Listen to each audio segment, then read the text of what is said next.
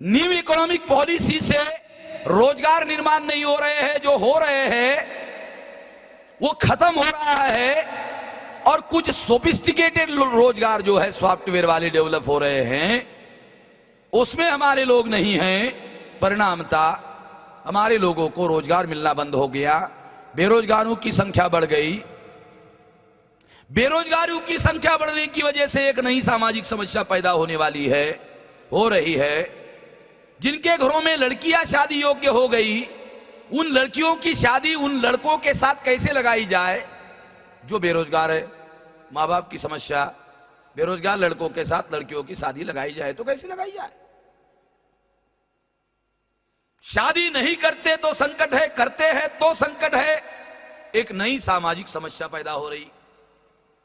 मैंने अहमदाबाद में भाषण करते हुए कहा था कि अब भविष्य में ऐसे होगा कि बैंक में डकैती पड़ेगी, उसमें लोग अरेस्ट किए जाएंगे।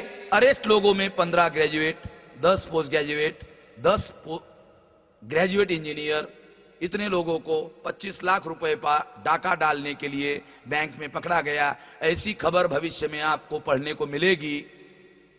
ऐसा मैं अहमदाबाद में कह रहा था तो सामने वाले लाइन में डीए राठौड़ नाम का असिस्टेंट पुलिस कमिश्नर वहां बैठा हुआ था। उसने हाथ खड़ा करके कहा कि मेश्राम जी, आप कह रहे हो ये होने वाला है, भविष्य में होने वाला है। ये भविष्य में होने वाला नहीं है, ये हो गया है। मैंने यहां से स्टेज पर से पूछा, आप कैसे कह रहे हो? उसने कहा, मैंने अरेस्ट किया।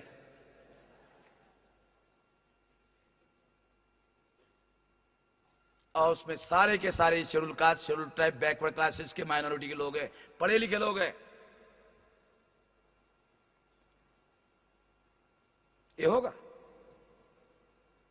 अभी अखबारों में खबर छपकर आ रही है, परिवार के मुखिया ने जहर खरीदा, सारे परिवार को खिलाया, बाद में खुद भी खाया और परिवार के साथ खुद भी मर गया।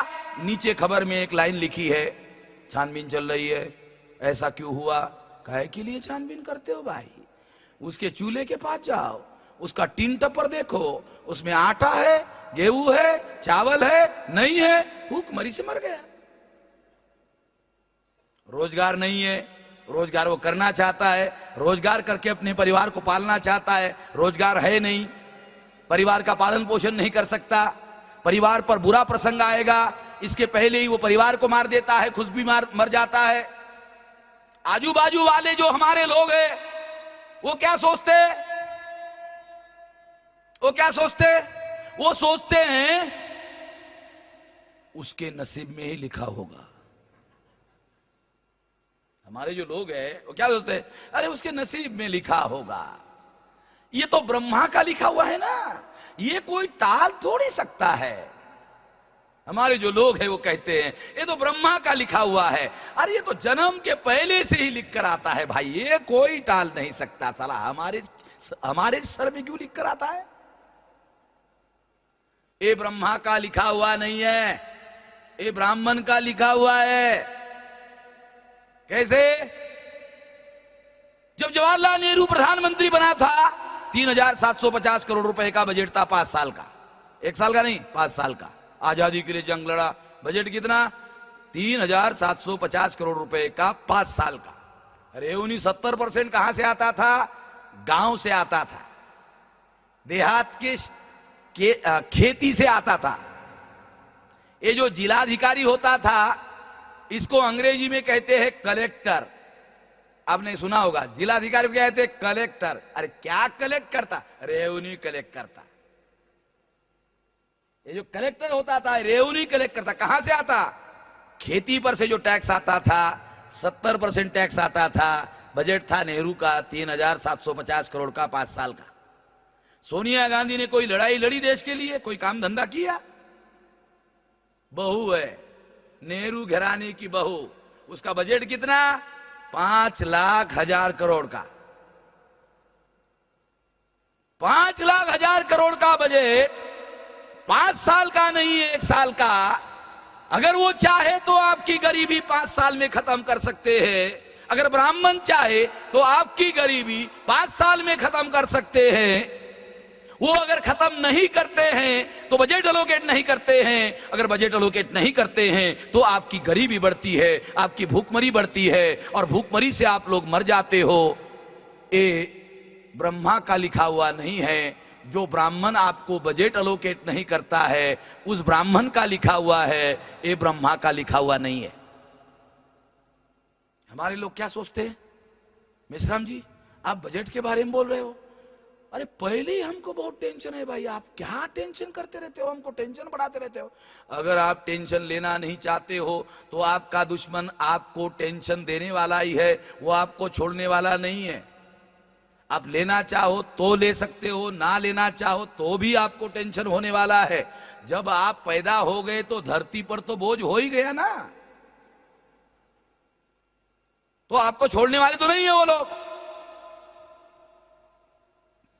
इसलिए ये कोई ब्रह्मा का लिखा हुआ नहीं है, तो ब्राह्मण का लिखा हुआ है। न्यू इकोनॉमिक पॉलिसी शुरू होने के पहले 60 करोड़ लोग गरीबी रेखा के नीचे जी रहे थे। गरीबी रेखा का बजट एलोकेशन खत्म करने के लिए बजट एलोकेशन बंद हो गया। गरीबी रेखा कायम है, एक नई रेखा पैदा हो गई, भूखमरी रेखा। भूखमरी रेखा को सरकार क्या कहती है, कुपोषण। पढ़ा लिखा आदमी कुपोषण को क्या कहता है, बीमारी होगी। कुपोषण, जब अखबार में पढ़ता कुपोषण तो क्या सोचता है, अरे कोई बीमारी होगी भाई। कुपोषण कोई बीमारी नहीं, कुपोषण शब्द का देसी अर्थ है भूखमरी। सरकार भूखमरी शब्द का प्रयोग नहीं करती है, क्योंकि भूखमरी शब्द का प्रयोग करने से पढ़े लिखे को तो पता चलता ही है, अनपढ़ों को भी चलता है। अगर अनपढ़ों को पता चलेगा देश में विद्रोह खड़ा होने का खतरा पैदा होता है। इसलिए सरकार भूखमरी शब्द का प्रयोग नहीं करती है, सरकार कुपोषण शब्द का प्रयोग करती है। कुपोषण शब्द का प्रयोग करने के बाद देश की प्रजा को पता ही नहीं चलता कुपोषण क्या है। हाइड करना चाहते हैं, छुपाना चाहते हैं। लोग भूखमरी से मर रहे हैं। ओडिशा के कालाहांडी में आदिवासी भूखमरी से मर गए। अटल बिहारी ने पार्लियामेंट में कहा आम की गुठली खाने से पॉइजनिंग हो गया इसलिए मर गए। प्रधानमंत्री ने पार्लियामेंट में कहा। मैंने उस समय पूछा था, अरे भाई तुम कहते हो, देश को कहते हो तुम्हारे फूड कॉर्पोरेशन ऑफ इंडिया के गोदामों में चावल भरपूर है, गेहूं बहुत भरा हुआ है, तो आदिवासी आम की गुठली क्यों खा रहा है? अगर इतना सारा गेहूं है, इतना सारा चावल है, 4000 करोड़ का गेहूं और चावल चूहा खा रहा है, तो आदिवासी आम की गुठली क्यों खा रहा है? इसका मतलब है आम की गुठली इसलिए खा रहा है उसके पास रोजगार नहीं है, उसके पास क्रय शक्ति नहीं है। अनाज है, अनाज खरीदने के लिए पैसा नहीं है। पैसा क्यों नहीं है? क्योंकि रोजगार नहीं है। और इसके लिए कौन जिम्मेवार है? सरकार जिम्मेवार है। अनाज है मगर वो खरीद नहीं सकता, उसका कारण सरकार की इकोनॉमिक पॉलिसी है। परिणाम, लोग भूखमरी से मर रहे, उनको आम की गुठली खाने के लिए मजबूर होना पड़ता है। जमीन के अंदर के कंद जो है वो भी खाना पड़ता है, उससे भी पॉइजनिंग होता है। उसकी वजह से लोग मर रहे हैं और अखबारों में एक लाइन की खबर नहीं आ रही है। लोग मर रहे हैं, एक लाइन की खबर नहीं आ रही है। 2001 में 20 करोड़ 85 लाख थे, 2007 में ये 25 करोड़ हो गए हैं। भूखमरी पर पहुंचने वाले लोगों का आंकड़ा नीचे की तरफ नहीं जा रहा है, ये ऊपर की तरफ जा रहा है, ऊपर की तरफ जा रहा है। ये प्लानिंग कमीशन का आंकड़ा है। पहले चरण का न्यू इकोनॉमिक पॉलिसी का जो परिणाम है, लोग भूखमरी पर पहुंचा दिए गए हैं। आप लोग सोचते होंगे हमारा नंबर उसमें नहीं है, आप लोग सोचते होंगे हमारा नंबर उसमें नहीं है। बराबर है, हो सकता है आपका नंबर उसमें नहीं है, आपके जाति बंधु का हो सकता है, आपका कोई भाई बंद गांव में हो सकता है, आपका रिश्तेदार हो सकता है, आपका समाज बंधु हो सकता है, किसी न किसी का नंबर इस लिस्ट में हो सकता है। अगर पहले लिस्ट में नंबर नहीं है तो दूसरे लिस्ट में आपका हो सकता है, अगर दूसरे लिस्ट में नहीं है तो तीसरे लिस्ट में आपका हो सकता है, अगर तीसरे लिस्ट में बच गए तो फाइनल लिस्ट में आपका नंबर आ सकता है। पॉलिसी इसी दिशा में आगे चल रही है। न्यू इकोनॉमिक पॉलिसी का रिपोर्ट पब्लिश हो गया, रोजगार विहीन विकास, ये अभी अभी रिपोर्ट आ गया। जो आर्थिक विकास का सर्वे रिपोर्ट पब्लिश किया गया उसमें लिखा हुआ है समीक्षा में रोजगार विहीन विकास 9.2%। क्या मतलब है इसका? जिस रोजगार, जो इकोनॉमिक पॉलिसी रोजगार विहीन है, वो इकोनॉमिक पॉलिसी कुछ मुट्ठी भर लोगों के हाथों में पैसे को केंद्रित करने का प्लान बनाकर कार्यक्रम बनाया जा रहा है। ये सारा हो रहा है। स्टेट गवर्नमेंट की हालत कितनी खराब कर दी गई है। स्टेट गवर्नमेंट की कितनी बुरी हालत है। स्टेट गवर्नमेंट को टैक्स लगाने का जो अधिकार था, टैक्स टैरिफ रिड्यूस हो गया। टैक्स टैरिफ रिड्यूस होने की वजह से सरकार के पास पैसा आना कम हो गया। पैसा आना कम होने की वजह से मास्टरों का 6-6 महीने और 4-4 महीने इंजीनियरिंग लोगों का सैलरी नहीं होती है। अभी यहां अनाउंस करके बताया, उधर मैं नगर में गया था, वहां भी बताया कि 3 महीने से हमारा सैलरी नहीं हुआ, इसलिए हम लोग 1 लाख रुपया दे रहे, नहीं तो हम लोग और देते। तो हमको भी समझ में आता है कि साला गड़बड़ चल रहा है।